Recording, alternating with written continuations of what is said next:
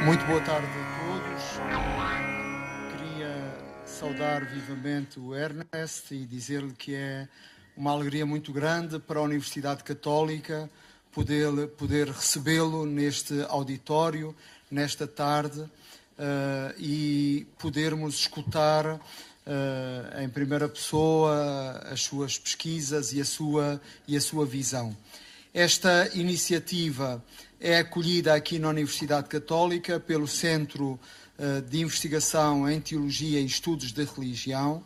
É curioso, nós na Universidade Católica não temos a área de agronomia, mas um discurso e uma visão como a do Ernest Götz interessa-nos muito, porque é uma visão que fala da terra e que fala da agricultura, mas que fala também do que é o destino humano e do que são os caminhos alternativos para a construção do futuro. No nosso centro de investigação temos uma linha ligada à ecologia. O formato da sessão será o seguinte: nós teremos primeiro uma apresentação do próprio Ernest e depois ele pretende que sejam sobretudo a partir das vossas perguntas que a sessão se possa desenvolver. E aí teremos a professora Isabel Varanda, que lidera esta linha de investigação no campo da ecologia e teologia, que fará a moderação desse debate. Hoje é um dia muito interessante do ponto de vista religioso, porque se celebra a memória de São Francisco de Assis, que é o padroeiro precisamente da ecologia e das lutas ecológicas. Eu queria, no início desta sessão, trazer uma citação do Papa Francisco no seu documento Laudato Si, a carta encíclica sobre a ecologia, onde ele diz o seguinte: os recursos da terra estão a ser depredados também por causa de formas imediatistas de entender a economia e a atividade comercial e produtiva.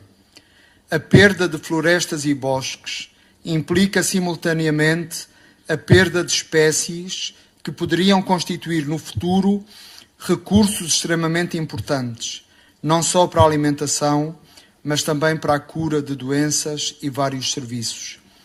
As diferentes espécies contêm genes que podem ser recursos-chave para resolver no futuro alguma necessidade humana ou regular algum problema ambiental.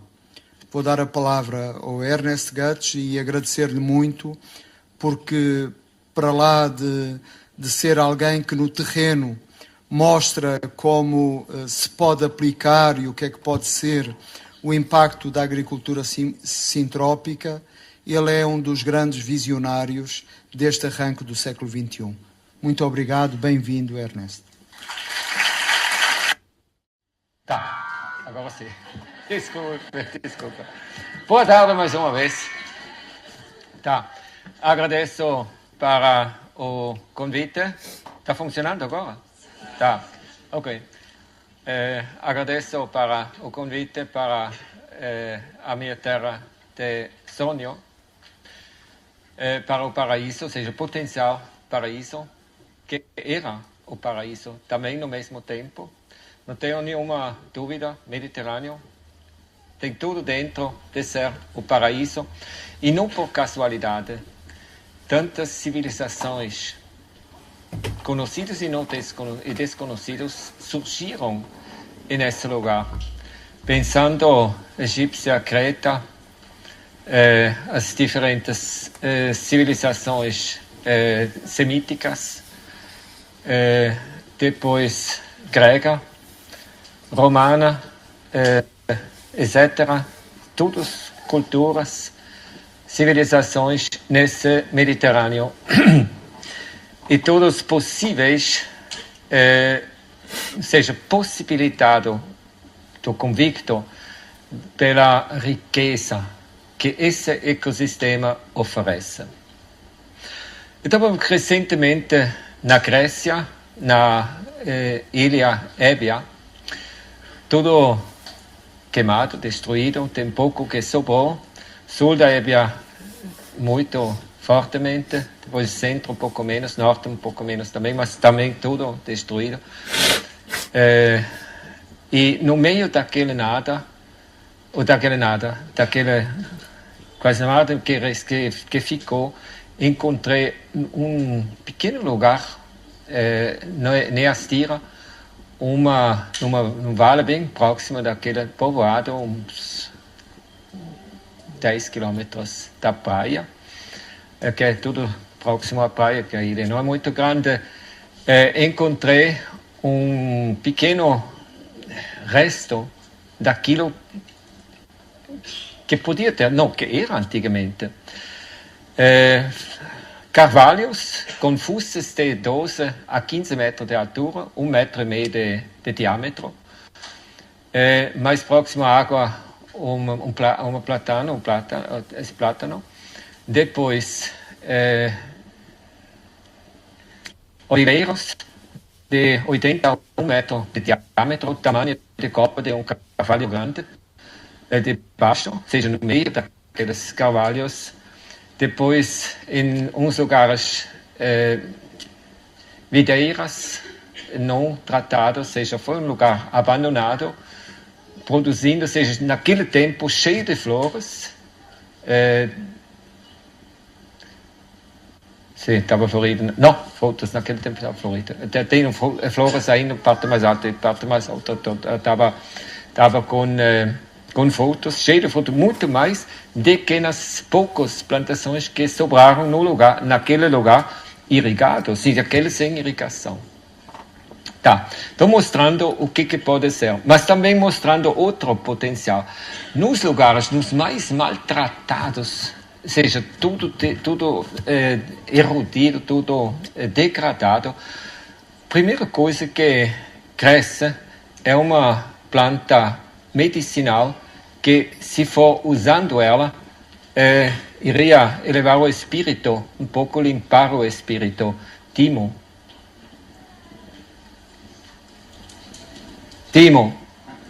Tá, junto com chama-se lavanda. Lavanda ou lavanda? Lavanda, junto com lavanda, os dois primeiros naqueles lugares.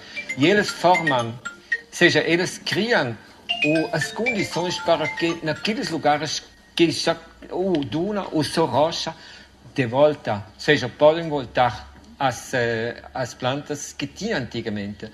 Aí crescem, criam uma cobertura no solo, um carpetezinho, levando um pouco mais alto, já estratificado, levando um pouquinho mais alto, depois aquele timo baixinho junto com um carvalho amargo de espino, sempre verde, também ajudando, e no meio deles depois vem o oliveiro, e vem de acordo ao lugar, vem a cipressa, ou vem o tal de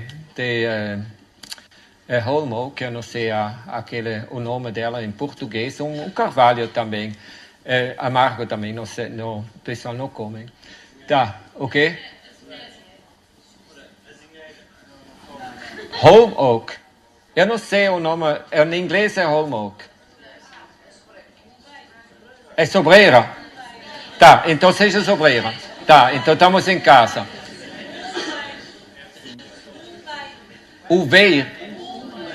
Olmeiros, sim.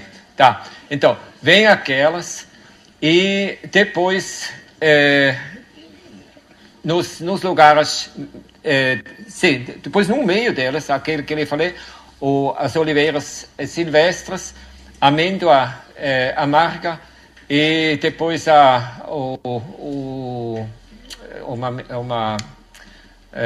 irmão catecos, como se chama catecos aqui?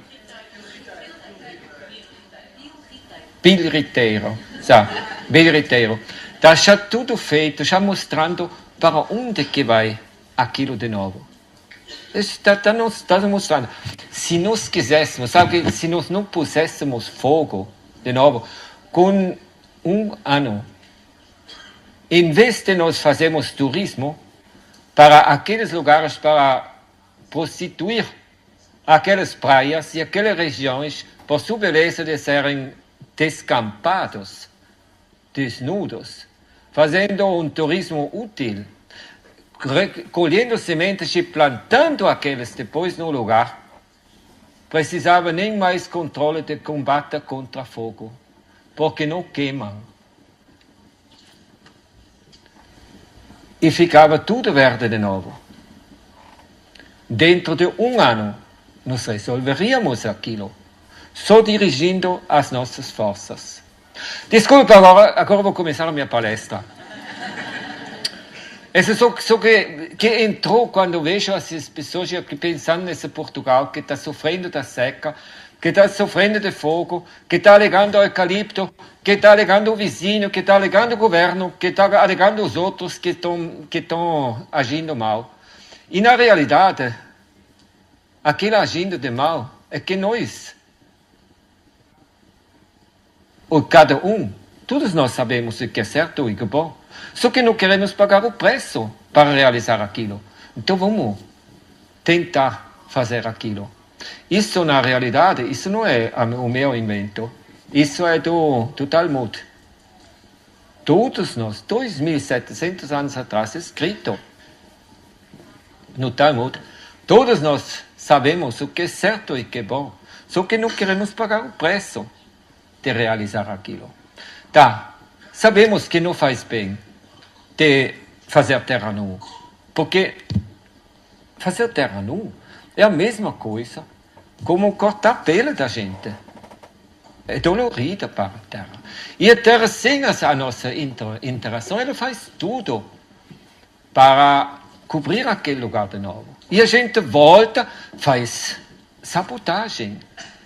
E depois a gente adotou, com essa luta, afastando a floresta, adotamos animais domesticados, pondo eles em cercas, primeiro de madeira, depois de arame, e desde uns 100 de anos, quase um século, arame farpado, e depois cerca elétrica, mas sempre em cercas, com finalidade para metê-los na panela. E eles, em compensação, nos metem no inferno. Tudo tem a sua compensação. Tá. Vamos tentar de sermos úteis. Mudar. Isso precisa uma mudança muito profunda de paradigma. O ser humano moderno, ele age, olha, para aproveitar, para explorar. Ele também ensina nas escolas que as espécies, que todas as espécies, eles estão lá aproveitando recursos, explorando recursos. Agora, isso também sabemos que não faz bem, porque qualquer um dos participantes aqui dentro, se eu pergunto a ele pessoalmente, você quer ser explorado? Ele vai me falar que não.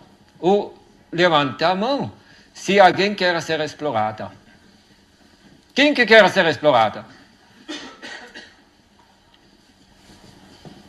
Não funciona.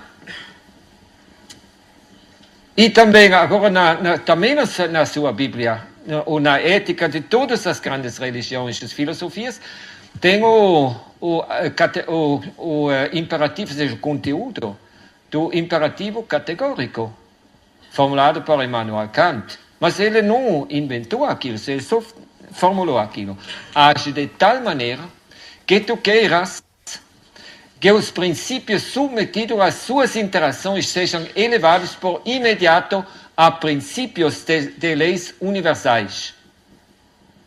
E a aplicação de leis universais, ninguém escapa. Aplicado em ti mesmo.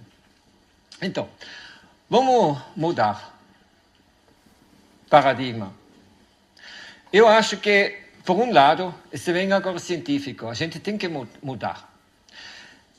Todas as espécies que apareceram, todas as espécies que aparecem, que aparecerão, e cada um dos indivíduos de todas as gerações, de todas as espécies, aparecem equipados para realizar as suas tarefas, ou a sua tarefa, para cumprir a sua função, cumprir as suas funções, movido pelo prazer interno. Funcional.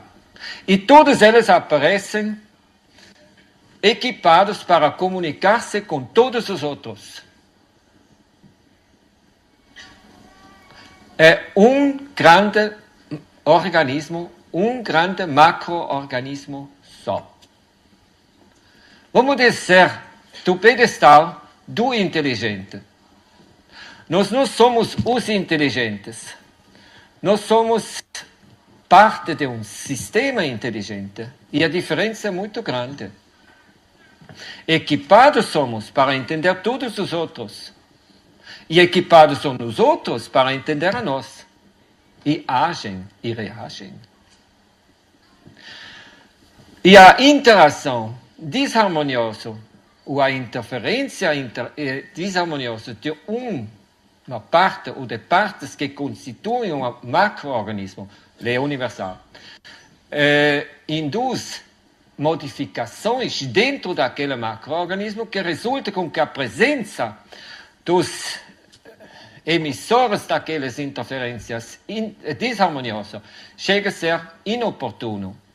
Isso, o ser humano, nos últimos 12.000 anos, tem convivido isso centenas de vezes. Civilização por civilização, surgindo, subindo, exaurindo recursos, sumindo, decaindo, sumindo também povos, populações grandes inteiras. Agora, escrito já também no Talmud, que o sábio, ele aprende dos erros cometidos pelos outros. E o inteligente, ele aprende dos erros que ele mesmo tem cometido, ou comete. E o burro, ele repite os erros que ele tem cometido e adota os erros dos outros. Mas é isso que estamos fazendo, gente. Mas é todos os lugares estamos repetindo. Olha, começou há uns 12.000 anos atrás, localmente. Sumiram, exaurindo recursos. Depois, regionalmente, sumiram também. Cresceram, destruíram, exauriram os recursos, sumiram. Depois, continentalmente, documentado isso continentalmente. Roma era uma delas, tá? Sumindo também. E hoje em dia a gente faz a mesma coisa globalmente. Não aprendemos ainda. E depois,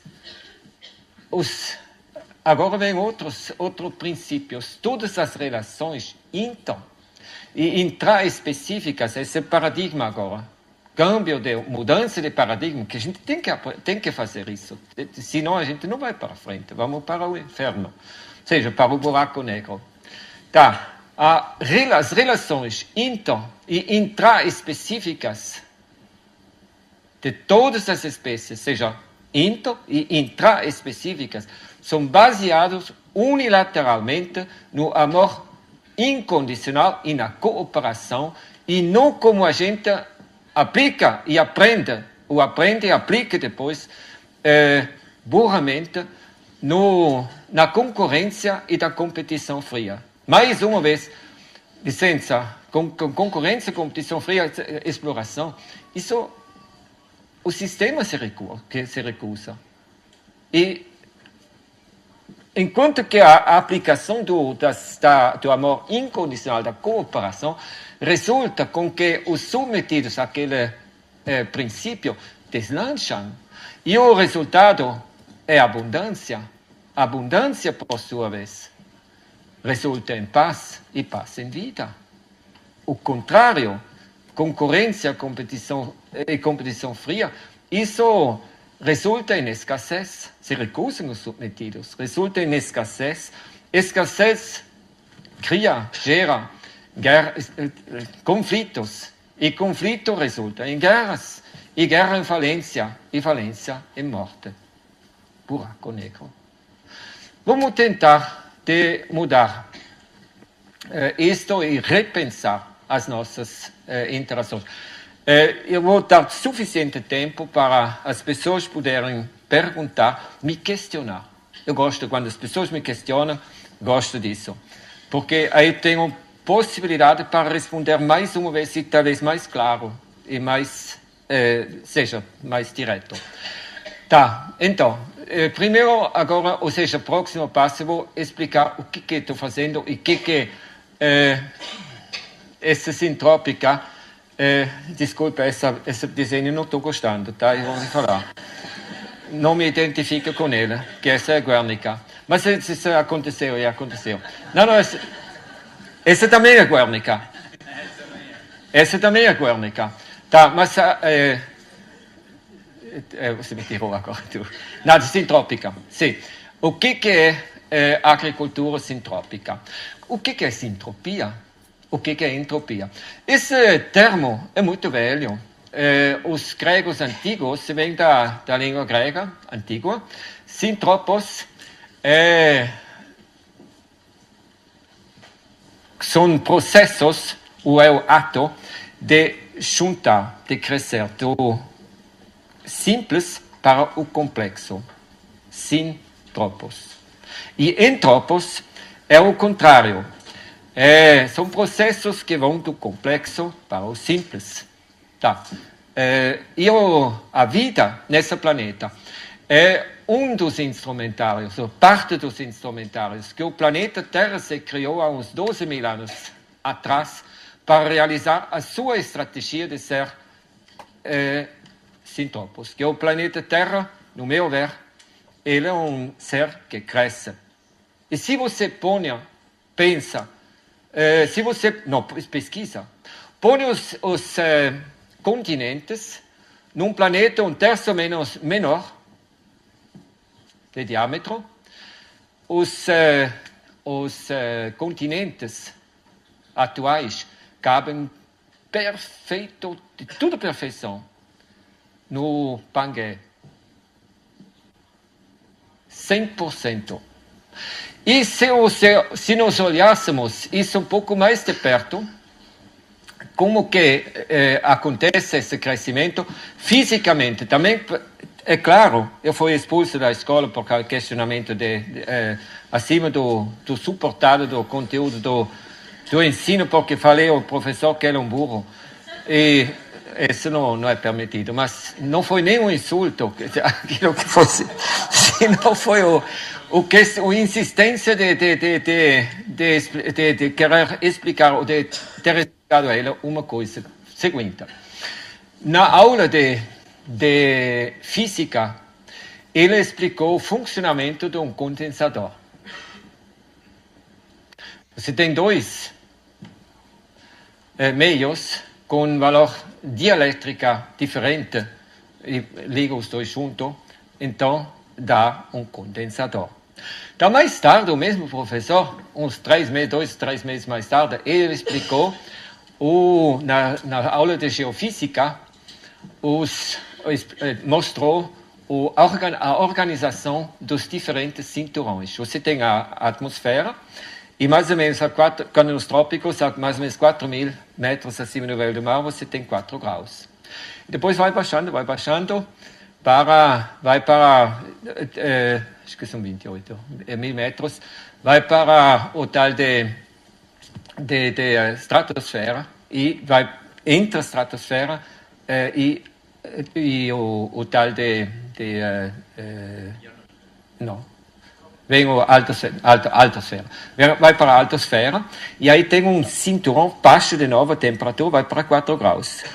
Pode ver na geofísica, baixa para 4 graus.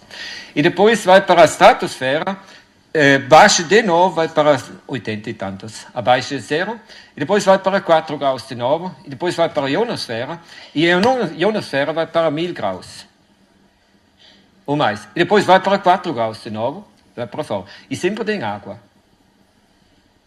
E o valor dielétrica da água de abaixo e acima de 4 graus é diferente, não é? É muito diferente. Aqui tem celulares, pode ver quanto é o valor dielétrica. E aí depois você vê, aí depois o professor, quando ele explicou isso, então o planeta Terra é um condensador. Ou tem um condensador. Tá. E depois explicando, e ele achando que não é assim, eu falei, não, se é um livro não é. Mas tu é um burro, ou seja, você é um burro, que estava explicando e não está nem vendo isso. Tá. Então, para mim, bem claramente, é um condensador. E se olhássemos agora, cada vez que tem ventos solares fortes, seja umas erupções fortes no Sol, e virado para a Terra, então vai vento solar mais forte que vem para a Terra. Isso causa o quê? Alguém sabe?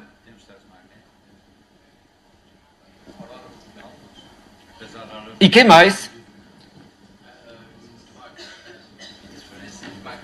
Sempre depois vem terremoto. E pós-terremoto, vulcanismo. Por que terremoto e vulcanismo?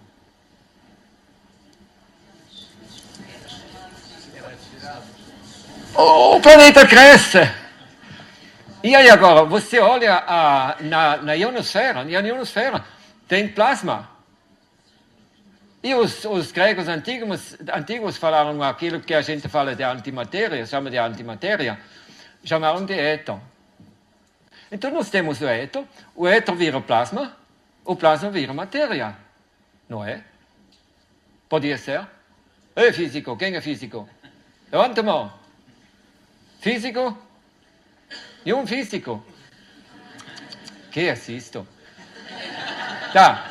Vira matéria. Então o planeta cresce. Aquele vulcanismo faz com que cada vez mais. E o movimento tectônico, ele bem corresponde, você pode ver, é proporcional àquilo que ele cresce. Tem que afastar a massa que está por cima da água, tem que afastar aquela para não perder equilíbrio. Seria outra forma de explicar processos físicos. Mas isso é só subproduto como chama, de uma forma de mudar paradigma e de agir de forma diferente. Agora, essa outra parte que ele falei da parte paradigmática do amor incondicional e da cooperação, muitas pessoas me perguntam, mas como é esse negócio entre um lince ou um lobo e um mamífero pequeno? Tá. Pensam, se o lince, o lobo, o leão, o tigre se comportassem da forma como o ser humano, o que acontecia? O quê? Não. Não teria mais nenhuma presa. Mais nenhuma presa. Quem ela acha? Não teria mais nenhuma presa. O quê? Encontraria uma nova presa. É um bocadinho que nós temos feito. Escutamos Não, encontraria uma nova presa. Mas com o tempo, se todos foram tão burros quanto o ser humano, não teria mais nada para comer para eles. Sabe, eu aprendi isto de um povo que naquele tempo, quando eu aprendi, ou quando escutei, não aprendi ainda, não tinha aprendido ainda, mas quando eu escutei foi 66, século passado, não, 66, século passado, trabalhei em Namíbia com um povo que naquele tempo oficialmente era considerado como subhumano. Pigmeus. Tá. E aí eu estava responsável numa fazenda para manejo de rebanhos de gado, outras coisinhas. e tive que visitar os pastores dos diferentes, ou seja, de frações daquele rebanho, semanalmente, todos eles fazendo a ronda com o meu chip que tinha para fazer aquilo. E eles tiveram a obrigação de apresentar aquele rebanho para eu poder avaliar e definir o destino dos animais. Tá. E uma vez em agosto, fim de agosto, também foi e eles estavam dançando. E eu disse, olhando assim para eles, que é isto? Cadê o gado? Tá, eles estavam dançando.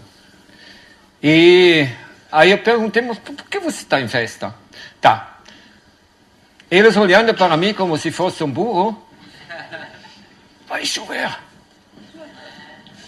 Vai chover. Tá.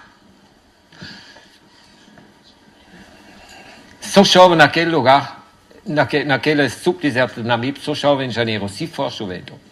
Cada 2 anos talvez chove. Só em janeiro. Se tivesse chuva. Em agosto não chove. Fim de agosto não chove. Aí eu perguntando, mas que não vai chover nada? Quando que vai chover? Janeiro vai chover. Mais uma vez, eu burro. Eles me olhando assim como se fosse burro. Claro que eu me comportei como burro. Isso posteriormente eu tenho que falar, eu tenho que constatar que eu me comportei como burro. Mas ignorância.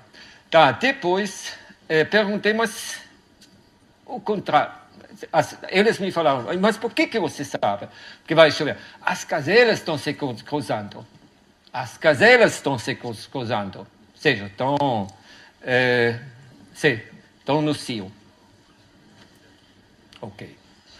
E se for ao contrário, se não desse chuva em janeiro, então o que iria ser? Então, novamente me olhando como se fosse um burro. Então, os leões vão se cruzar. Demorou 26 anos para descer a moeda.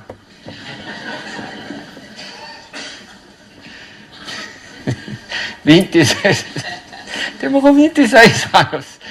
Foi só no início da década 90 chegou a ideia. O predador, ele usa, ou seja, para ele a fome não é o motivo dele comer. Ele é muito mais inteligente. Para ele, a fome é o meio que ele usa para poder realizar ou cumprir a sua função de otimizar o número de gazelas ao porta, a capacidade de porte do ecossistema. E por isso, quando vai chover, vai precisar de gazelas para comer aquelas ervas, aqueles folhas de árvores e outras coisas. E quando não vai chover, então precisa de leões para diminuir o número de gazelas. Então, claramente, a relação inter- e intraespecífica entre predador e presa é baseada unilateralmente no amor incondicional e na cooperação. Porque se não tivesse o leão para fazer aquilo, ou seja, o predador, aquela presa iria sofrer. E eu vou lhe falar, eu já fui sequestrado, assassinado, ou seja, assassinado, não chegou para aquilo, mas assaltado no Brasil. E já me encontrei com uma onça preta em Bolívia, e vou lhe falar que quando me encontrei com aquela onça preta, ela não me atacou nem nada, sino ela olhou para mim, olhou para ela, numa distância desta aqui, por surpresa, e 4 metros do rabo, ponte do rabo até a cabeça desse tamanho. Ele olhou para mim, e eu olhando para ela, e a coisa que, ou seja, aqui desceu, ou seja, chegou no meu ser foi, bom, se for morrendo, ela sabe matar. E vive bem. E aí, do coração, realmente, ainda no meu dialecto de alemão, falei, eu não posso falar isso agora em alemão, porque não entendo nem alemão nem suíço, mas assim, traduzido, tu é bela. E realmente ela é bela. É muito bela. Animal no contexto certo. Ser humano no contexto certo também é belo. Não tem espécie feia. Todas são bonitas. E muito bonitas. Tudo belo. Ela parece que entendeu a mensagem. Fechou os olhos gato de baixo para cima para baixo. E depois está percebendo que ela está pensando. Eu não sei, eu não olhei o relógio. Mas assim não sentir, uns poucos momentos depois, ela girou elegantemente gato e depois continuou como chama? A ida dela na mata. Conclusão dela, aparentemente, essa não é a minha presa. A e B, eu não estava ameaçando ela, de forma nenhuma. Eu nunca fui atacado por uma cobra venenosa, apesar do fato que já trabalhei tantas vezes em lugares com cobra venenosa. Nunca fui atacado por um animal silvestre, mas sim já fui atacado por homens. E cada vez que me encontrava com uma cobra venenosa, mesmo dos mais venenosos que nós temos no nosso lugar, eles comunicam com a gente. Eles não te consideram como presa, e te comunicam. Cada animal tem a sua forma de comunicar e essa comunicação vem, você percebe. E as minhas filhas também falaram isso, a minha esposa também falou, quando se encontraram com esse tipo de animais, falam a mesma coisa, se percebe. E naquele momento a reação, primeira coisa é, desculpe que estou no seu lugar. Essa é a primeira coisa, desculpe que estou no seu lugar. Que é o lugar dela, não é o meu lugar. E depois o desculpe é que não precisa fugir. Senão, segundo, olhar ela e depois aquela sensação vem. Tu bela. Realmente são belas. E a reação delas se retiram. E ou você faz uma pequena curva no seu trajeto e está feito. Relações intra- e intraespecíficas baseado unilateralmente no amor incondicional e na cooperação. Isso também comunicado e reconfirmado pelo pai do gênero das minhas filhas que moram no norte da Noruega, nordeste da Noruega, em Nesseby, que é a última cidade na fronteira russa, mais norte que Murmansk, ou seja, bem lá em cima. Ele, entre outras coisas, ele era ainda criador de renas, e para ele o lobo não é inimigo. O lobo indica a ele se vai ter comida ou se não vai ter comida para a rena. Então, quando ele vê que o lobo está começando a se cruzar, ou seja, entra no cio, então ele reduz o rebanho dele e não acontece nada. Ele não precisa matar o lobo. E o lobo não ataca ele, não ataca a rena. Ele se pega as renas que são doentes ou fracos, ele pega. Mas isso é no benefício dele, como pastor, o dono daquele rebanho. Amor incondicional e cooperação. Tá. Então, agora, agricultura sintrópica. A agricultura sintrópica é uma forma ou seja, é uma forma de produzir aquilo que a gente precisa, o que nós precisamos do reino vegetal e animal, de modo, ou seja, baseado em princípios. E os princípios são exatamente, ou seja, em princípios naturais. Um dos princípios, esse que eu escrevi, é o princípio do amor incondicional e da cooperação. Segundo, o imperativo categórico, age de tal maneira que tu queiras que os princípios submetidos à sua interação as suas interações sejam elevadas por imediato a princípios de leis universais, seja aplicado em ti mesmo. E terceiro, a convicção que todas as espécies têm sua função, inclusivamente a gente. Tem sua função. E a gente tem, ou seja, trabalho neste caso e parte daquilo que todos os presentes, eles estão lá não por casualidade, eles estão lá para realizar sua tarefa, para cumprir a sua função. E todos eles trabalham para o bem da vida. Só gente que não trabalha para aquilo. Ou seja, quando eu faço uma plantação nova num lugar, então eu olho para o lugar, o que tem, quem que possa cumprir aquela tarefa a se cumprir. Ou seja, que eu gostaria que acontecesse. Assim agora nesse Portugal, nesse Mediterrâneo degradado, eu comecei com aqueles lavanderi, aqueles tal de Timo e outros, eles mostram, eles estão lá querendo. Então, nossa função é ser bons dispersores e trazer eles para que eles possam, ou seja, agir para que eles possam. E depois, quando tiver aquilo que a gente considera de praga, perguntar qual foi o erro que cometi com que aquilo foi necessário, que aquele está chegando, porque aqueles que a gente considera de pragas, esses são partes, são integrantes do sistema imunológico do macroorganismo, cuja parte somos. E atacando aqueles, matando aqueles. Isso é a mesma coisa como você matando os glóbulos brancos no seu organismo quando eles se proliferam e querendo resolver um problema de inflamação, que o sistema saiu do padrão, do padrão. Então, ou mesma coisa como matar os bombeiros, que vêm para apagar o fogo. Ou seja, pegar uma metralhadora e apagar os bombeiros que vêm para apagar o fogo dentro da sua casa.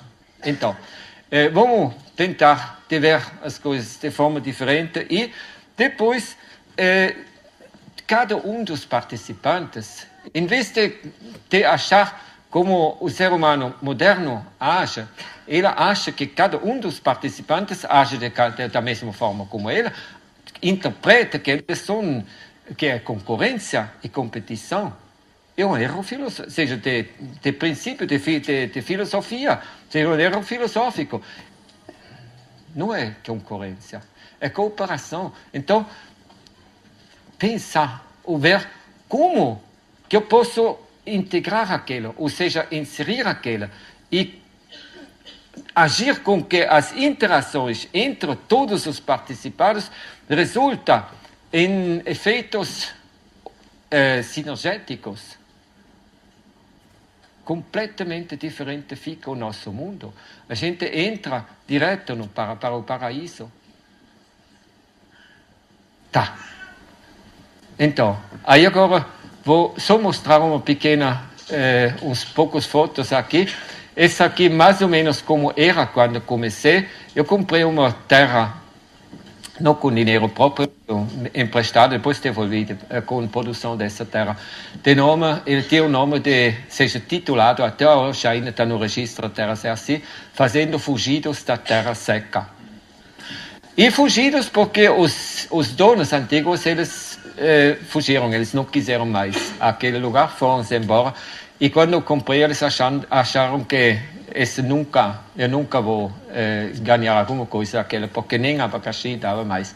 Da próxima fotografia, podia me mudar? Sim. Eu tenho uma coisa para mostrar. Ah, sim, você. Você é só o comando. Não, tá bom. Então, veja, essa aqui agora a área, depois de 33 anos. Você vê o limite lá em cima e lá por cima também o limite dessa área. O verde é o que tinha plantado, parcialmente daquilo que tinha plantado. Próximo. Reflorestei dentro de 2 anos, pouco menos que 2 anos, com o próprio mão plantando de semente. Assim como as plantas já estão fazendo desde, as árvores estão fazendo desde 1 bilhão de anos. Tá? Até agora a natureza não tem inventado ainda de de usar un vivero con coberto de tela de plástico e pôr as plantas em plástico e usar um caminhão, caminhonete com petróleo para levar para o campo e brigar com a terra. Senão, sempre foi dispersor que levou o vento, os animais que levaram a água, que levaram depois plantas. Tá, plantei daquela forma. Tá, essa próxima foto agora. Tá, esse aqui é o lugar que vivo. A minha casa aqui é o secador e outras coisinhas. Essa aqui no entorno, essa mais verde é a minha plantação. E essa parte é um lugar recentemente podado, que pode, os dias depois de ter fotografado, e depois, uns dias antes de ter fotografado, e esta aqui é um plantio que estou tirando as minhas hortas. E aquilo vamos ver agora de próximo, as minhas hortaliças. Faço. Eu tenho que lhe confessar que eu recomendo, não que tenho ações na Stihl ou na Husqvarna ou na outra firma que produz motosserra, mas recomendo muito o uso de motosserra, porque para eu cultivar milho e feijão e verduras eu preciso de motosserra. Tudo, entretanto, virou floresta e depois, aí agora, sim, esse mais uma vez a minha casa, depois próximo. Tá, aqui é um plantio que tinha colhido milho e feijão aos meses atrás. Entretanto, colhi mandioca, então ficou só matéria orgânica e as árvorezinhas que tinha plantado. E, próximo. E esse aqui é um lugarzinho novo que estou fazendo aqui há 2 meses e meio atrás, que eu comecei a plantar.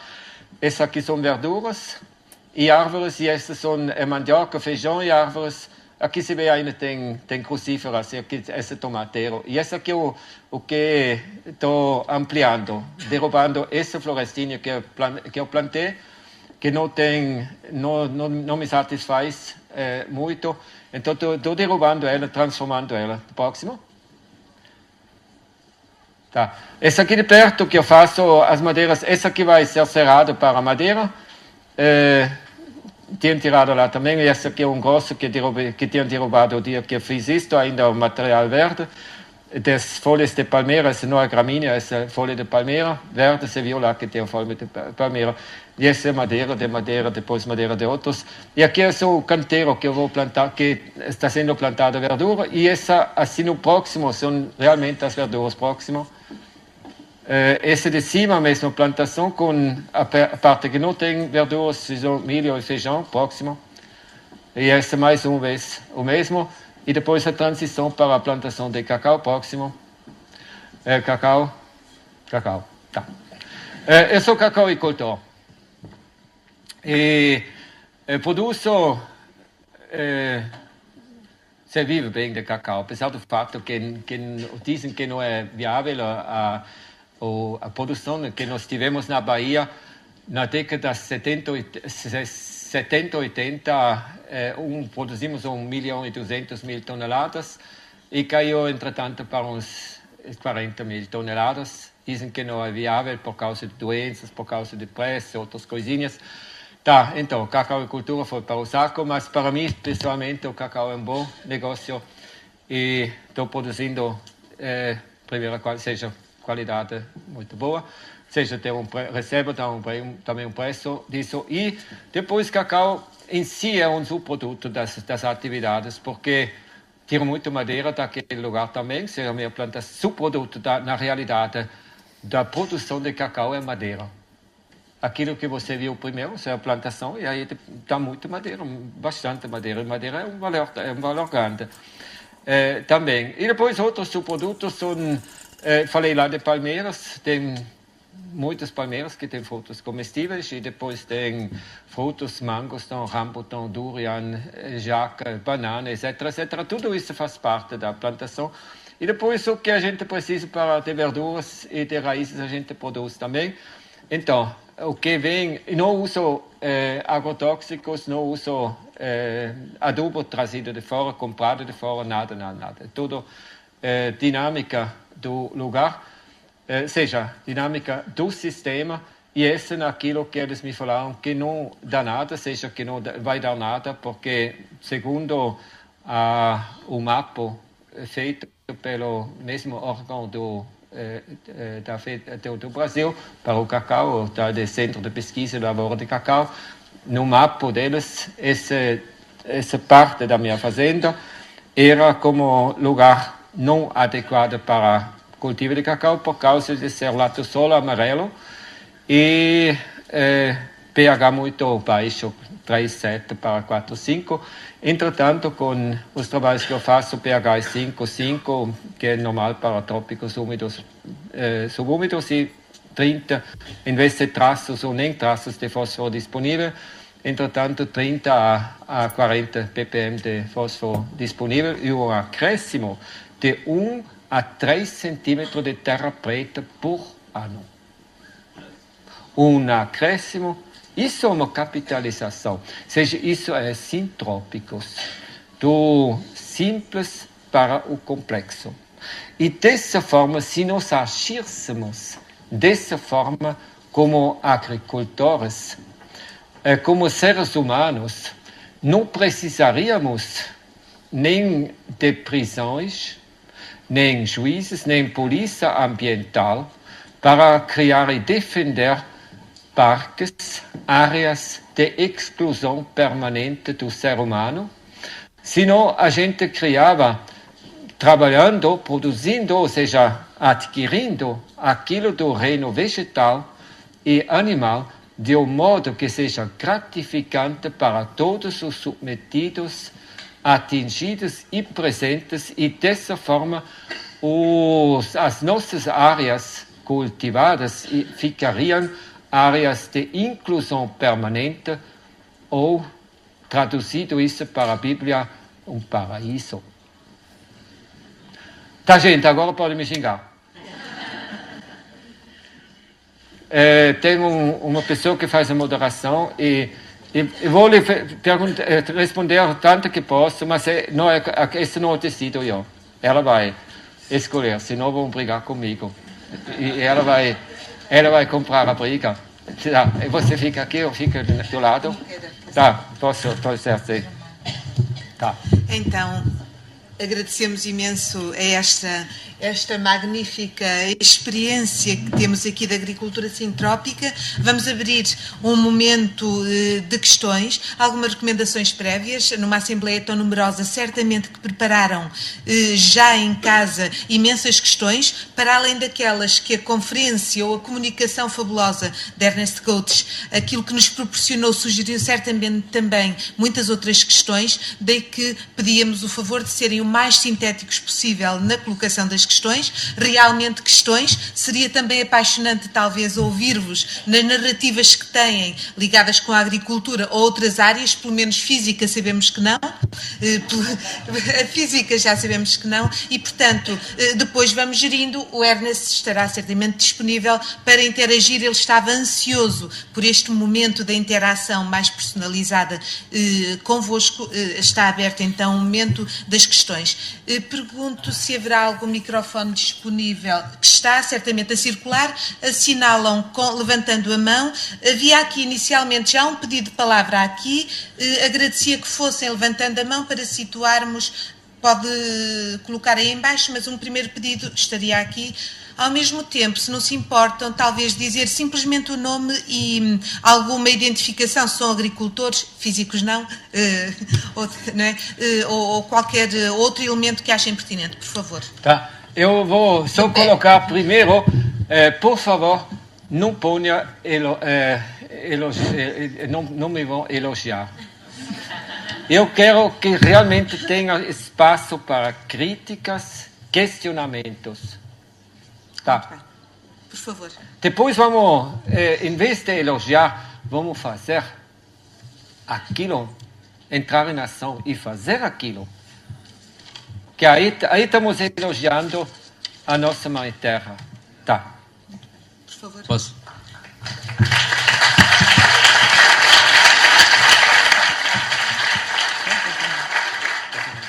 Vou fazer uma crítica ao Ernst. Então e os cogumelos? E os fungos? E as bactérias? E tudo isso, e os cogumelos. Pronto, eu sou João dos cogumelos, ou João Oliveira, não é? E os fungos e as bactérias. Exato. Veja, a nossa... Licença. Eu tenho uma visão, em vez de ter uma visão tecnomórfico e mercantocêntrico, eu tenho uma visão, iria falar, biófila e organomórfico. Olha, os animais nesse planeta, inclusivemente nós, somos animais, não é? De porte grande. Tem uma função, como, por exemplo, a nossa flora bacterial na pele, na boca, o bucal, o intestinal. Essas bactérias e fungos, até inclusive eu, como agricultor, ter fungos no solo, isso é o maior prêmio que recebo. Ter fungos, que estamos matando tudo com os fungicidas que a gente usa. E eu colho como subproduto dos meus trabalhos, colho os cogumelos, o tanto que quiser, seja subproduto do meu trabalho, os cogumelos em cima da madeira. Cada madeira que eu ponho no chão cria sua classe de cogumelos, tem muitos comestíveis, não todos eles são comestíveis. E quanto melhor me comporto, quanto melhor me comporto dentro do sistema, seja mais, de forma mais benéfica a minha interação para o sistema, mais eu recebo como prêmio para comer.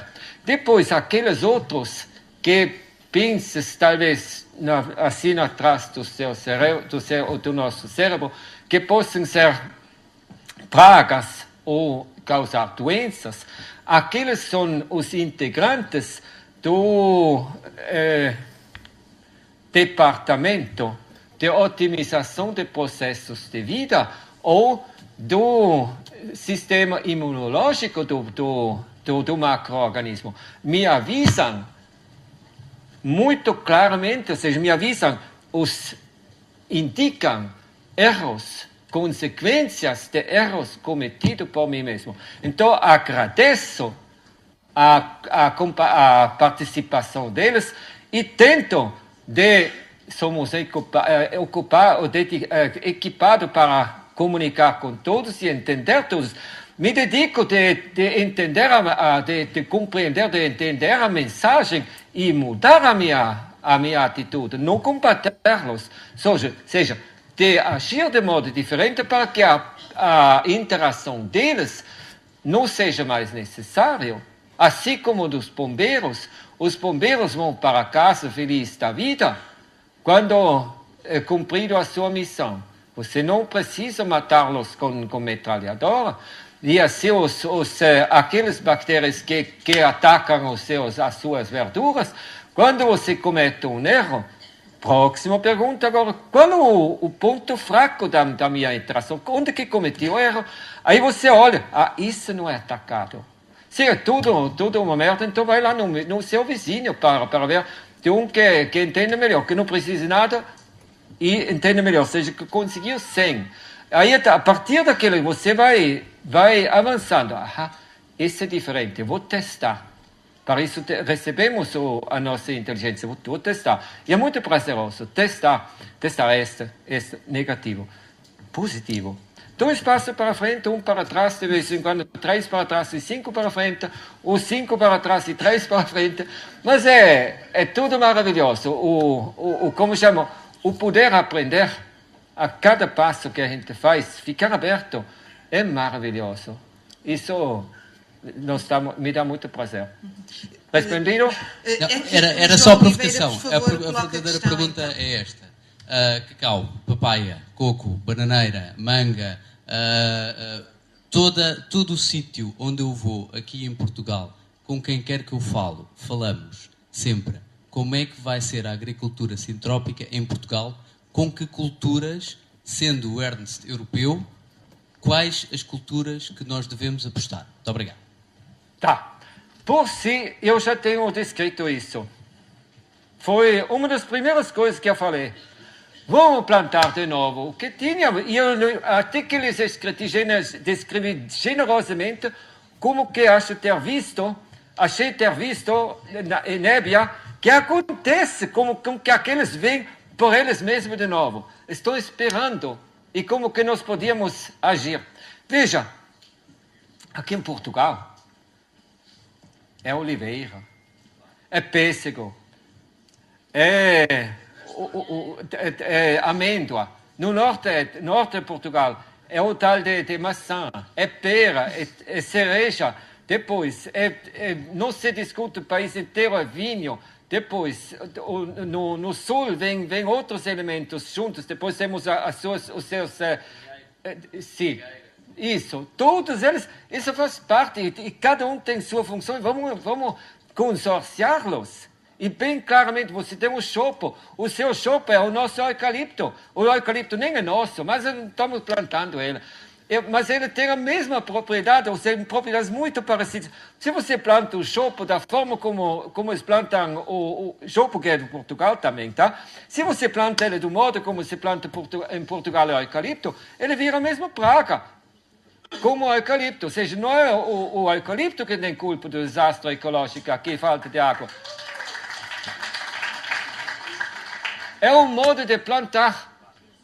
Se você planta o chopo 2 por 3 e depois usa glifosato para matar tudo e deixa ele, dá bastante adubo para ele subir, a mesma coisa, a água vai embora. Depois eu vou mostrar talvez isso ainda. Muito bem, uma outra questão lá embaixo, a senhora. Por favor, levante-se, não se importa, para melhor visualizarmos. Certo. Boa tarde, Ernest. O meu nome é Marina, eu faço parte do Reflorestar Portugal e nós, com esta questão dos fogos e da monocultura do eucalipto, não é? Que neste momento é uma problemática em Portugal. Sabemos que o Ernest usa bastante o eucalipto e que ele pode ser uma fonte de matéria orgânica para ser utilizado. Muitas das pessoas com as quais nós falamos sobre a agricultura sintrópica, elas dizem: mas isso funciona nos trópicos, aqui demora muito, aqui uma árvore demora muito a crescer. Eu gostaria que o Ernest pudesse um pouco desenvolver esta questão do potencial da agrofloresta com as espécies nativas juntas, se elas conseguem exatamente ter um potencial produtivo para que as pessoas saiam do paradigma de que só o eucalipto dá dinheiro ou a curto prazo ou a médio prazo, e porque a questão é o abandono do campo em Portugal, que se deixa os eucaliptais sem cuidado e as pessoas acham que dá muito trabalho ter outro tipo de produção e que demora muito. Muito obrigada. Eu posso lhe, talvez, explicar por que é o eucalipto que plantam. Glóbulos. Você indiretamente falou. Nossa, mas tem outro motivo ainda. O eucalipto é uma das plantas... Sim. Okay. Adapta-se melhor. Sim, por favor. Tá? Vou continuar. Tá. Quando degradado um ecossistema, vem espécies e ele perde, ou seja, o ecossistema perde as espécies do lugar, ele perde a tal de resiliência. E aqui tem muitos lugares que têm perdido a resiliência. Então, quando um ecossistema, uma degradação dos ecossistemas, vem espécies de outras partes, primeiro de outras partes do mesmo ecossistema, de lugares menos privilegiados, enquanto capacidade de retenção de água, enquanto minerais disponíveis, e depois, mais tarde, quando avança mais ainda, vem espécies de outros ecossistemas menos favorecidos enquanto índice pluviométrico, enquanto capacidade de retenção de água, de minerais disponíveis, e aí vai até para a desertificação. Se eu for pedido para fazer uma recuperação de certos ecossistemas aqui, sabe o que eu iria recorrer ou recomendar de usar? Faz bem. E depois eu vou lhe explicar ainda o que mais. Um dos mais odiados aqui no Mediterrâneo chama-se ailanthus. Alguém conhece ailanthus? é o mais eficiente, é o mais que mais podia nos ajudar. Os mais odiados, os mais combatidos. Eles não são inimigos seus, eles são seus amigos, eles vêm, eles vão querendo. O Ailanthus vem por ele mesmo, o eucalipto não vem por ele mesmo, mas o Ailanthus, uma vez introduzido, ele vai por ele mesmo. Ele faz milhões de sementes, se dispersa, cresce, e ele dá madeira bonita ainda acima de tudo, e ele aguenta poda, e 3 vezes ao ano pode descapitar ele, você pode destopar ela, e cada vez ela volta, e cada vez ela faz fotossíntese, fica sempre verde o ano inteiro se você começa a podar ela. A partir daquele momento, tudo que você planta de verduras, outra coisa, não precisa mais nenhuma irrigação. Água volta. Fotossíntese, essa é outra coisa do paradigma nosso. Não precisa de água. A circulação de água doce nesse planeta não é uma coisa que precisa ser feita. As coisas não precisam ser feitas. Elas estão sendo feitas. Lao Tse, 2.700 anos atrás. Não é nada de fábula, nem é mito, nem nada. As coisas não são para se fazer, elas estão sendo feitas. Então, a circulação de água doce no planeta corresponde 100% à circulação ao sistema circulatório do sangue no nosso corpo, sendo que o sistema venoso são os rios e o sistema arterial, é o nível freático. E quase todo mundo, todos os portugueses, como grande parte dos portugueses, sugam água do rio, desviam e sugam água do nível freático. Se você faz isso no seu sistema circulação de sangue, você vai morrer. E depois, se você começa a meter ele no UTI e meter na máquina para fazer circular de novo, irrigação, isso não vai ressuscitar o sistema. Nós vamos, nesse caso, tem que recorrer por espécies que são equipados para resolver aquele caso, que tem que ter uma capacidade maior seja uma capacidade melhor, ou mais eficiente para captar água não mais do solo, senão da atmosfera. Olhamos para o deserto. Vamos deixar a Sahara, tirar todas as cabras, se o homem. Tirar todos. Precisa nem tirar a cabra, só o homem. Depois vêm os animais, vão chegar os predadores e otimizar o número de cabras. E de ovelhas. Tira eles. Tira o homem. Separa do sistema. Eu não digo que vão matar. Só tiram, faz esse experimento. Uns 3, 4 mil hectares pode cercar. O que vai acontecer? Para não entrar cabras de fora, pode meter uns predadores lá dentro. Tá. O que vai acontecer?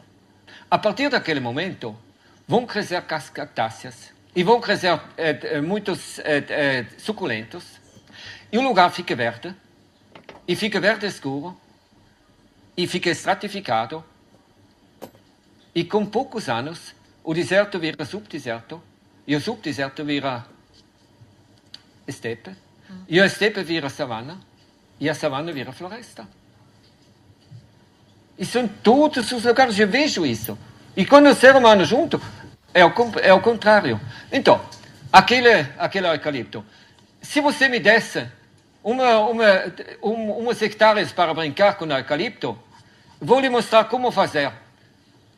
Você vai podar aqueles eucaliptos a 5 metros, descapitar todos eles. Eles não vão morrer. Eles não vão morrer. E antes de fazer isso, joga uns gramíneas que crescem bem e leguminosas que crescem bem, que você tem suficiente desses gramíneas, de acordo com a região, você usa do lolium, do gênero lolium, você pode usar do festuca, de festuca, ou depois usa as tantos de leguminosas que você tem, do trevos, de trifolium e outros, joga aquele lanço, e depois faz aquela poda em cima, e depois você passa com roçadeira central por cima quando plana, e senão você usa um instrumento para repicar aquele material por cima do solo. Depois você me vai falar o que aconteceu. Vai crescer muito. Aí você faz um manejo inteligente com seu gado.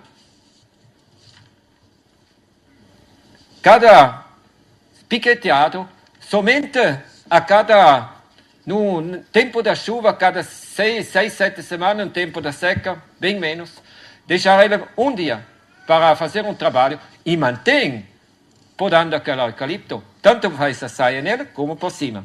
Deixa só uns galhozinhos em cima. Então, ele vai crescer. Ele vai ficar verde escuro. O capim vai ficar verde. As leguminosas, a sua alfalfa, o seu alfalfa e muitos trevos vão ficar, quase toda a época seca vão ficar verde. As gramíneas também. O eucalipto vai ficar verde. E se você plantasse agora dentro, naquele momento, em vez daqueles verduras, em vez daquele capim, pode também plantar verduras. Todo tipo de verduras. Eles vão crescer. E você pode plantar árvores dentro e eles vão crescer. Mantenha aquele eucalipto, peça ele seu permisso para rejuvenescer, ele vai ficar muito feliz. Faz isso tecnicamente certo, 2 vezes ao ano. Pode ele uma vez em fevereiro e outra vez em julho. Talvez aqui no Mediterrâneo vou falar diferentemente, uma vez em outubro, novembro, e outra vez você faz isso antes da última chuva, em abril, e você vai ver, ele vai ficar verde escuro e debaixo vão crescer as suas árvores novas, sem nenhuma irrigação. Isso foi o motivo de ter usado provocativamente naquele Life in Syntropy, naquele filme. Quem que já viu aquele filme Life in Syntropy? Muitos deles estão. Ok. Que eu usei provocativamente aquela espécie mais xingada no Brasil. Alegam ele para todos, para qualquer um desastre ecológico que eles produzem. Mostrando que não é o eucalipto, é o modo de cultivá-lo. Mas aí agora, voltando para o seu caso, veja, eu não iria usar necessariamente o eucalipto, mas no caso que já tiver, eu também não vou brigar. Eu vou perguntar àquele eucalipto, o que tu sabes fazer, de bom? E depois tratar ele de acordo. E usar ele para aquilo. Aí ele vai produzir madeira, vai produzir fibras, só que de uma forma diferente. Se ele vai ser podado e ele vai trabalhar muito mais ainda, vai fazer fotossíntese. Se eu lhe mostro isso, fotografias das chuvas. Não, das chuvas, depois, parece que é depois. Ou é antes ou depois? Colocamos isso antes ou depois? Fim. Não, você está fazendo volta no mesmo, você tem que buscar o... Eu não quero isso. Essa é outra coisa ainda. Não, agora vem. Passa para frente.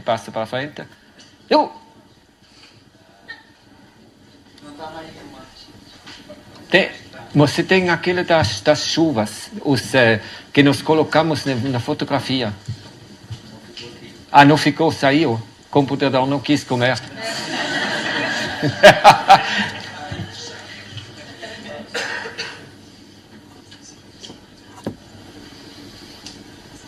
Tá. Então vai só explicando. Olha, todos os ecossistemas, florestas, eles são estratificados. Você tem os emergentes, os poucos emergentes por cima que sombream de acordo a capacidade de porte de animais ou de necessidade de animais de porte grande do lugar, porque todas as espécies têm uma função, tá? O animal de porte grande também. O animal de porte grande, ele é dispersor e ele é escoador do excedente de energia complexificado para o depósito, seja, indo no caminho para o depósito que o planeta faz, ou de gás metânico no fundo do mar e outros depósitos que ele faz. Ele faz esse trabalho. E os rios, eles são um meio de transporte. Quando o ser humano interage, ele usa o rio como meio de transporte também.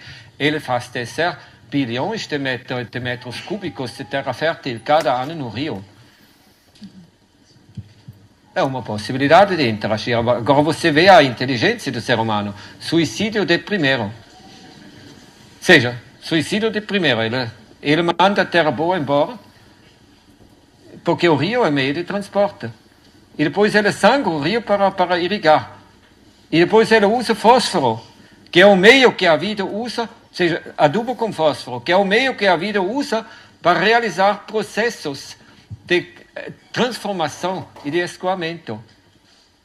Fósforo precisa, seja, estão sendo disponibilizadas nos ecossistemas quando há necessidade de escoamento, seja, alimentação de animais de porte grande. Nós não escapamos do fato que somos parte de um macro-organismo e que é um sistema inteligente, que não somos os inteligentes. O ser humano deveria ter, da forma como ele acha, deveria ter optado pelo o nome dele não de Homo sapiens sapiens, senão de Homo destructor, ignorância. Tá. Há aqui uma outra pergunta na frente, por favor, agradecia que assinalassem e ali um outro pedido e ali naquele... Muito bem, vamos tentar gerir estes pedidos de intervenção, por favor. Estão a ouvir? Boa tarde, meu nome é Mónica Casqueira, sou agrónoma, criei este verão uma página no Face que se chama Reforma Florestal Já, porque acho que, não sei se o Ernest sabe, nós em Portugal temos uma doença muito grave e eu estou a vê-lo como um médico que estamos a consultar porque tivemos uma febre muito quente este verão. Sofremos muito e talvez a agrofloresta seja uma das soluções ou mesmo a solução para a nossa doença, porque eu entendo que o Ernst usa o eucalipto como nós usamos as bombas carneiro para ir buscar a água em profundidade. Mas nós temos 900 mil hectares de eucalipto glóbulos, só uma espécie. E somos a 5ª potência mundial a seguir à China, ao Brasil, à Índia e à Austrália em produção de eucalipto. Portanto, nós não temos o tamanho desses países. Quer que eu pare? Eu só para dizer que no domingo há uma palestra em Pedrógão Grande sobre a agrofloresta. A Marina, que falou há pouco, também ajudou nesse evento.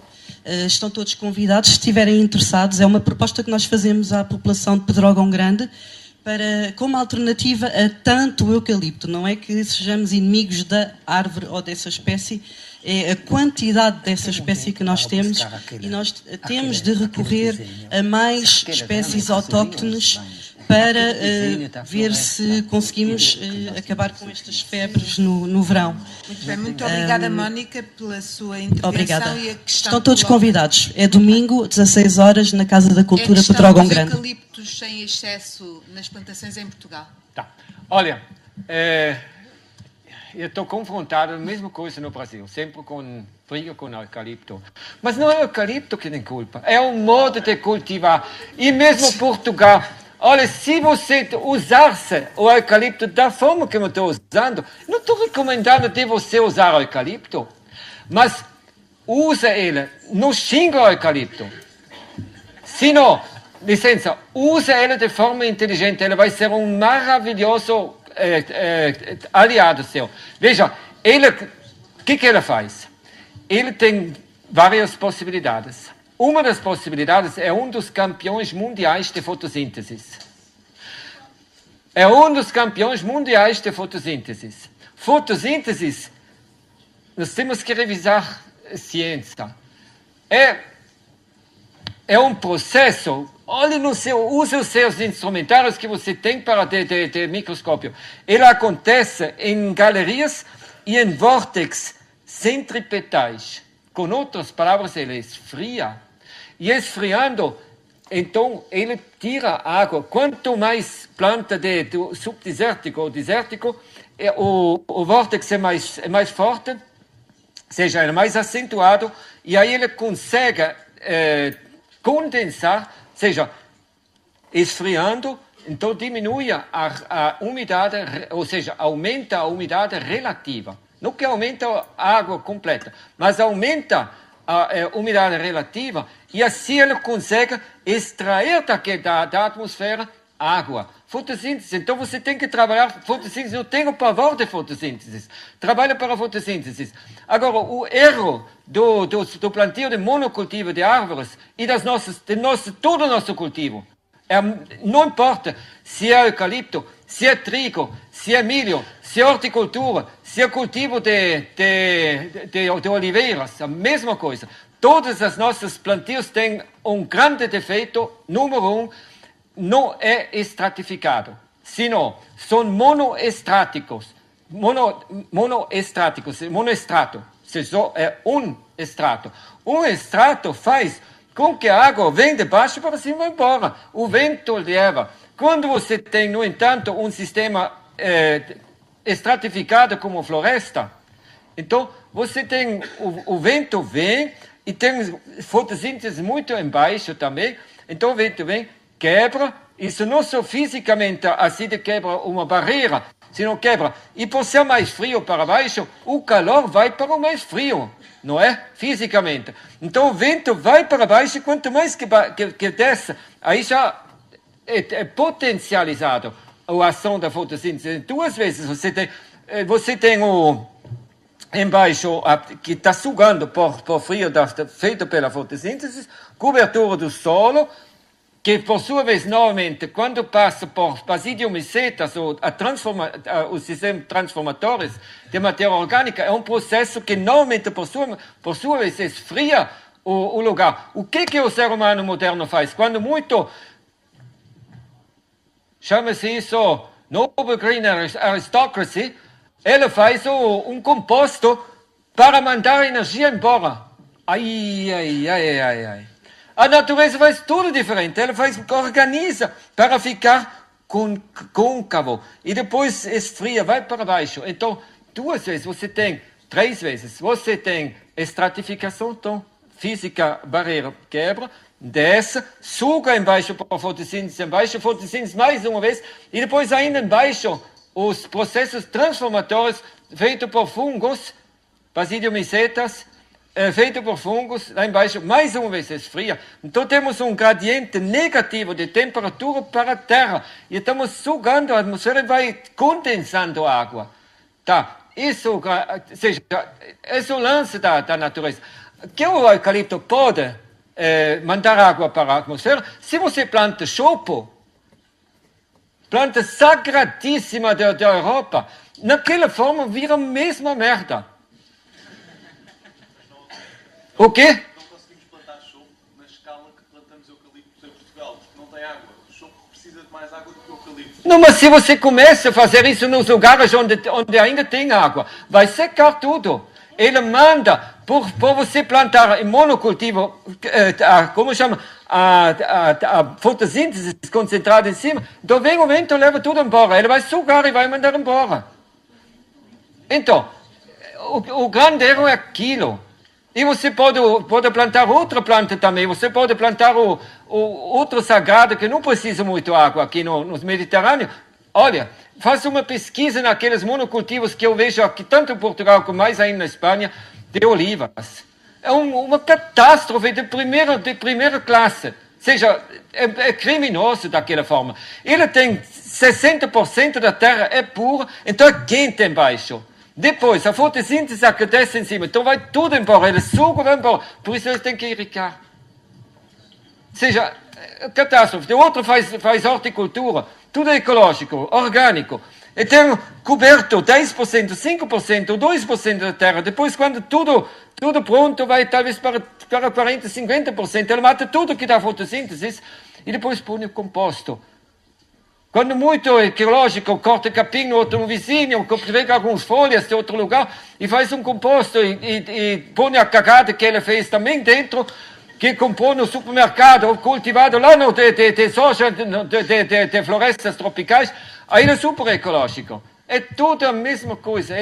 Todos eles trabalham para mandar água embora, ou seja, para ter calor embaixo e em cima, ou seja, sim, calor embaixo, em cima mais frio, então vai tudo embora. A água também por gradiente de temperatura não pode entrar, porque você tem um solo mais quente do que a água que cai da chuva. A água somente, mesmo com tudo curva de nível que você faça, ele não vai mais para o horizonte C. Ele vai para o horizonte B, faz o tal de cria o tal de P de grade, acumula naquele lugar o sais e depois via força capilar vem ainda os sais que foram acumulados depositados por milênios. Lá embaixo vem para cima, saliniza no lugar seco e acidifica no lugar úmido. Todo o mesmo erro, todo o mesmo merda. E depois estamos alegando ao eucalipto porque ele não tem advogado, ele não tem voz para se defender. Desculpe se eu falar isso. Temos 15 minutos para gerir todos estes pedidos de questão. Pedi ao Ernest, se possível, para dar mais oportunidade a que todas as questões sejam colocadas, se for possível, ser um pouco mais sintético, para gerirmos da melhor maneira este tempo último. Por favor, pedi então, é o senhor no fundo. Depois, Ernesto, por favor. Você plantaria capim colonial aqui? Não, senhor, não necessariamente. Eu já lhe falei que tipo de capim queria plantar. Aqui no Mediterrâneo você tem do gênero Lolium e do Festuca, quando mais seco, Festuca. E tem outros gêneros também que são nativos naturais no Mediterrâneo. Então usa aquele. E muitas vezes no Mediterrâneo a função do capim que eu uso lá nos trópicos é o seu funcho, deixa eu ver, outro que é bem típico, são, não me lembro mais o nome, são plantas que tem aqui mesmo. Eu não vou recorrer espécies africanas para essa tarefa. Senão vou usar os mais eficientes aqui. Inclusive o seu funcho deveria receber em vez de glifosato e enxada, deveria ser elevado para as plantas sagradas para reflorestamento, porque ele tem um bulbo. Lá embaixo ele seca na época seca, mais ou menos no maio, junho, julho, ele seca de acordo com o lugar, ele seca no bulbo embaixo, tem água. E depois, via micorizo, ele retribui isso para os outros, movido pelo prazer interno e na relação, se baseado na relação intra-específica, no amor incondicional, na cooperação, ele retribui isso para as outras plantas, as árvores que você não tem, que você podia plantar. Tá. E depois você tem aqui cebola, tem alho, tarassum, tudo parte do ecossistema, e outros liliáceas que você deveria usar e plantar. Mas não é monocultivo com glifosato ou com outro meio para combater a fotossíntese, senão plantar para que eles acumulam aquela água e retribuem depois na época seca para os outros.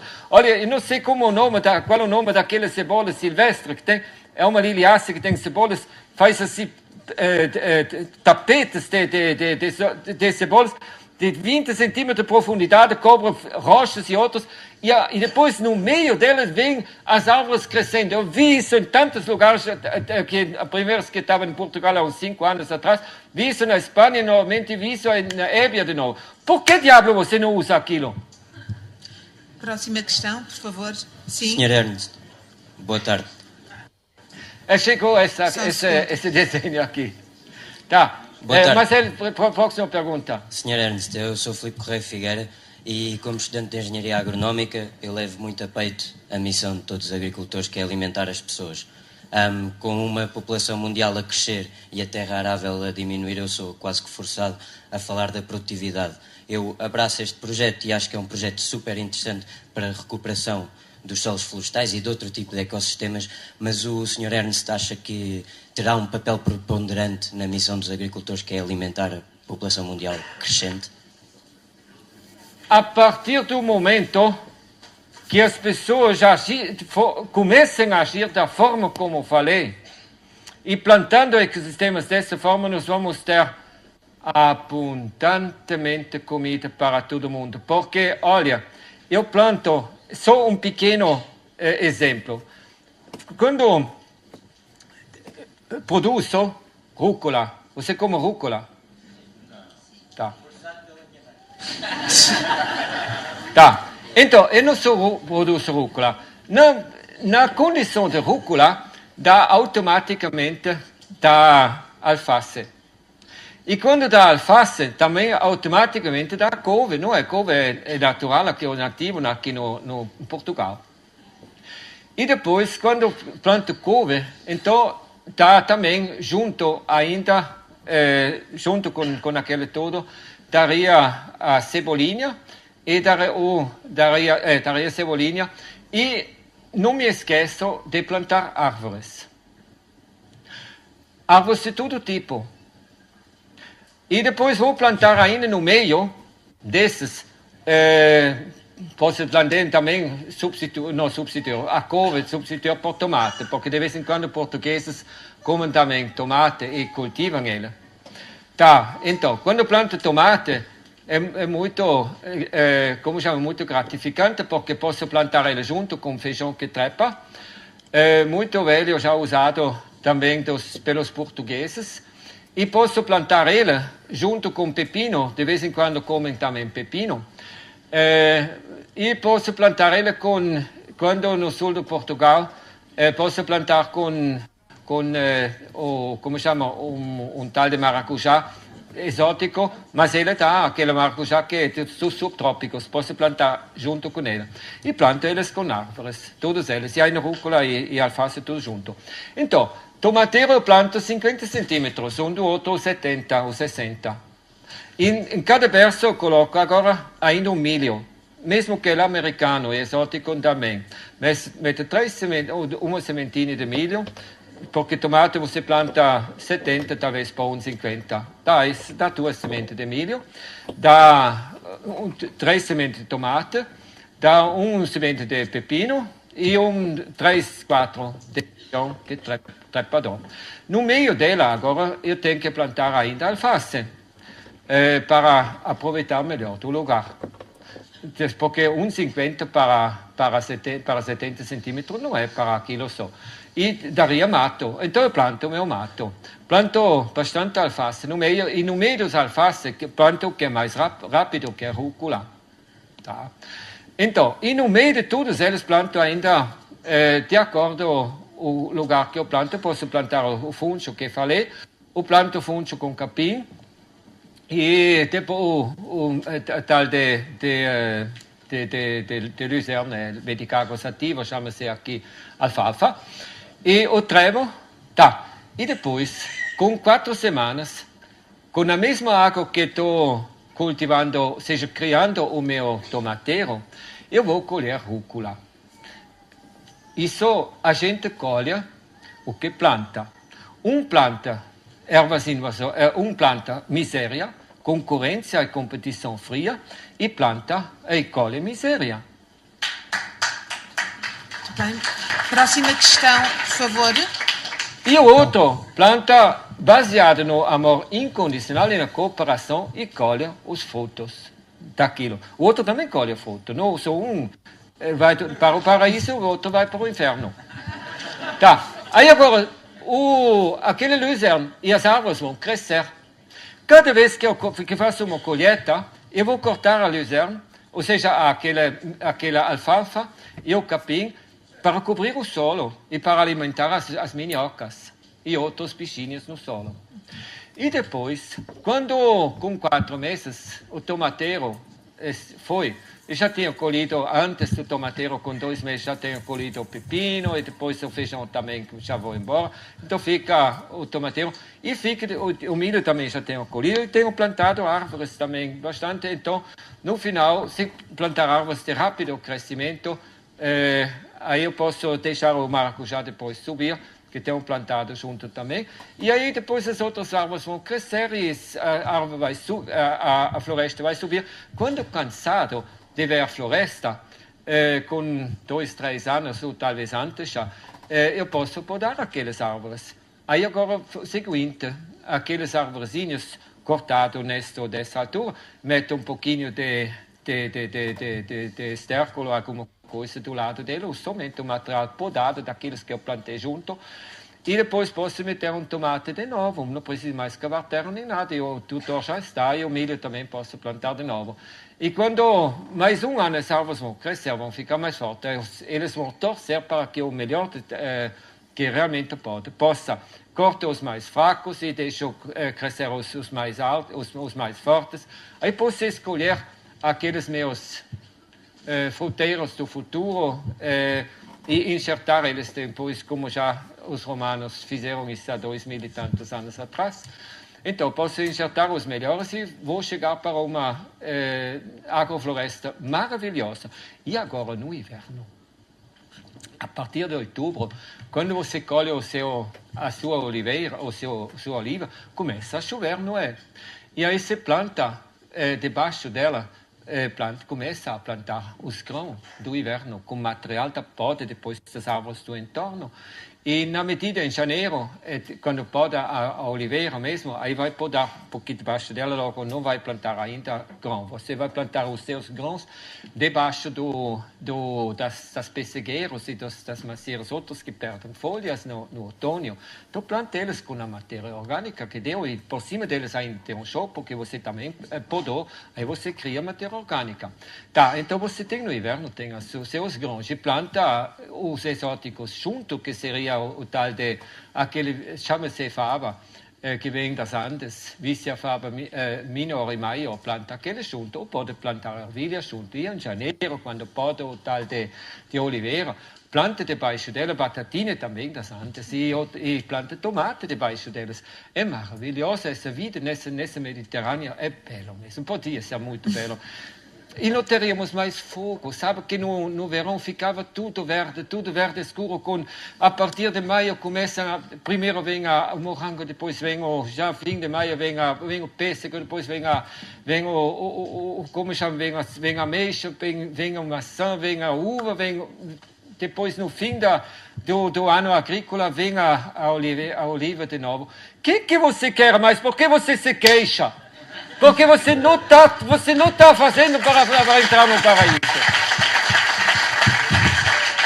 Se estiverem de acordo, escutávamos duas questões, pode ser duas questões, e depois, eventualmente, depois de encerrarmos, se o Ernest tiver disponibilidade para alguma questão que considerem absolutamente fundamental, procurá-lo-ão de seguida.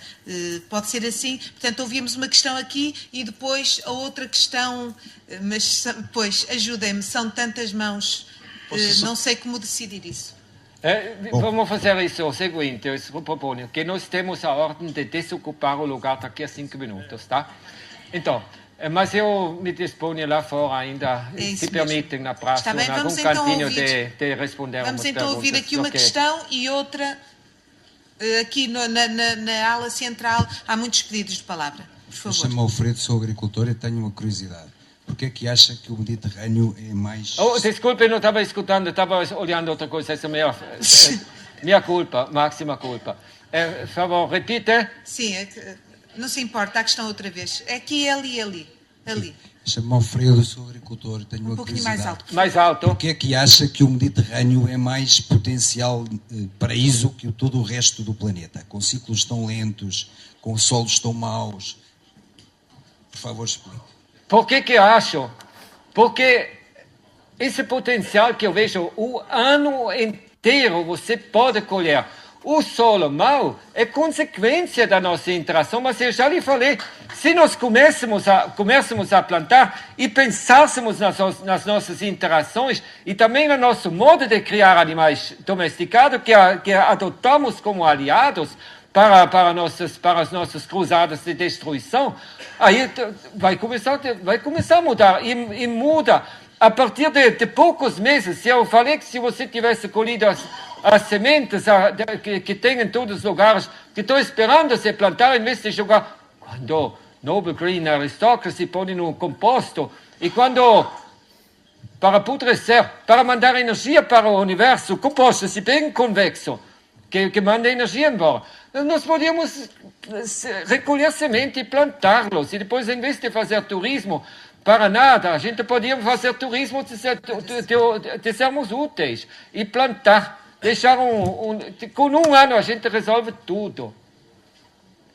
Vamos plantar figo da Índia, vamos plantar agaves junto, vamos plantar eucalipto também, e vamos plantar helianthus, vamos plantar ailanthus, e vamos plantar o chopo, e quando aí vem a condição para o chopo de poder chegar de volta, e o carvalho vai produzir de novo, porque eles vão nos ajudar para chegar naquilo.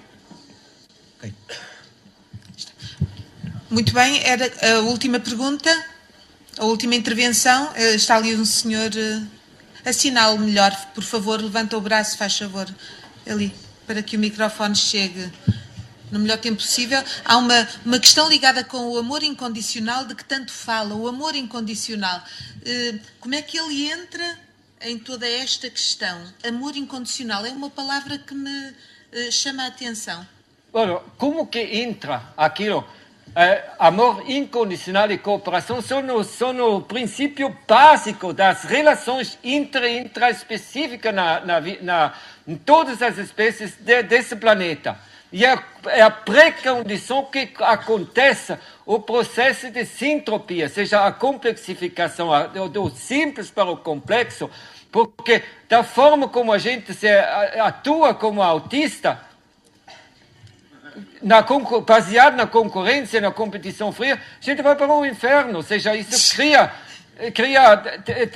escassez e cria conflito, guerra, resulta em falência e depois em morte. Enquanto que aquele amor incondicional e cooperação faz com que, aplicado em qualquer um dos seres, aplicado no todos os seres, seja, tanto eu como agricultor, eu posso lhe falar que eu tenho os meus excelentes resultados no meu lugar, exatamente por aplicar, por agir dessa forma. Eu vivo disso, ou seja, não vivo dessa coisa, desse trabalho que eu faço como ministrar cursos, mas todo em desenvolvimento de máquinas, em pesquisa, outra coisa, não tem nada. O que é o meu sustento de dia a dia é agricultor e não sofredor, não. Última questão, então, por favor.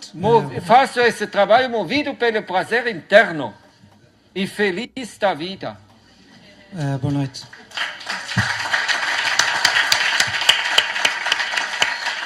Chamo-me Nuno Serra, sou florestal e também estou ligado a estas questões da floresta e da agricultura já há uma série de anos. E a pergunta que eu lhes vou fazer é uma coisa muito simples. É especificamente relativamente ao seu projeto. Quando se começou a instalar hoje em dia, na que é a sua propriedade... Quantos? Portanto, podia falar um pouquinho, sabe que tem um problema com português correto. Muito rápido. Porque o meu português é germanizado, sim. E ele, no mesmo tempo, é guaranizado. Então, aí é uma complicação brava. Quando começou a trabalhar a fazenda que tem hoje... Na altura que começou a trabalhar a fazenda que tem hoje... Há quantas pessoas? Não. Na época que começou a trabalhar a fazenda, ela estava praticamente despida, certo? Fez algum tipo de mobilização ou simplesmente percebi que tinha libertado a semente assim, de uma forma aleatória, assim, à vontade, ou preparou o terreno e instalou as árvores e todas as suas culturas que lá tem? Veja, foi feito tudo manualmente. 350 hectares fiz com 60, 70 pessoas. E foi uma coisa muito simples, de alguma forma. Mandei as pessoas para cortar os matinhos que tinha e capinar e forfater em ilhas a cada 2 a 3 metros. E depois, das 2 às 6 horas da manhã, quando não tinha operários, eu fui com sementes para plantar naqueles lugares. E o dia estava com os operários para preparar campo para o próximo dia de plantar. Isso, dentro de pouco menos que 2 anos, 350 hectares que plantei daquela forma, com as sementes que eu consegui, caminhonete por caminhonete, que busquei em todos os lugares, sem... como chama-se isso, preconceito contra exóticos, porque sem preconceito contra exóticos, aí entrava jaca da Índia, entrava também manga da Índia, entrava todos os tipos, todas as espécies amazônicas. Eu digo hoje em dia, brincando com as pessoas, e é assim mesmo, eu tenho uma mata amatlântica. Porque não tem mais espécies na região para realmente recuperar. Muitas espécies amazônicas, eles são menos exigentes enquanto minerais disponíveis do que essa que tinha antigamente da Mata Atlântica. E também o que tinha antigamente das Mata Atlântica para animais de porte grande, não sobrou quase mais nada. Nós temos posteriormente ter encontrado aquilo, depois posteriormente parcialmente introduzir eles, assim como hoje em dia tenho uma grande coleção de espécies que realmente tem na Mata Atlântica também. Muito bem. Tá. Muito bem, muito obrigada. Em nome da terra que habitamos, em nome da terra que cultivamos, em nome da terra que somos, um grande bem-aja para Ernest Goetz e o nosso aplauso.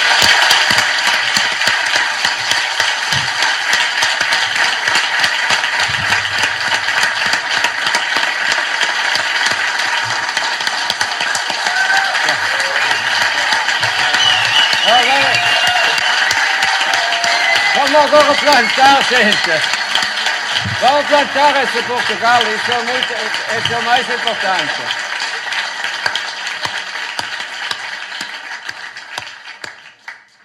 Tá.